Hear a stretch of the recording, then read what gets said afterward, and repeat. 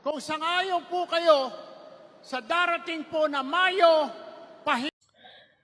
Well, personal opinion, no sa lineup ng mga taong umaaksyon kapag convenient lang sa kanila o makakatulong lang para pumogi sila.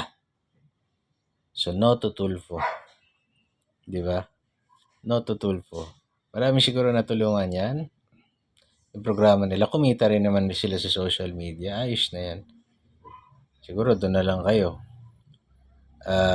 Yung buong lineup ni Bongbong, mga ano yan, napatunayan na natin.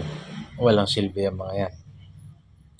Doon lang yan magsisilbi sa magmumukha silang pogi at may ginagawa. Ikalawa, yung Liberal Party, huwag nyo kakalimutan ha. Huwag nyo rin iboto. Hindi ibig sabihin na nasira yung...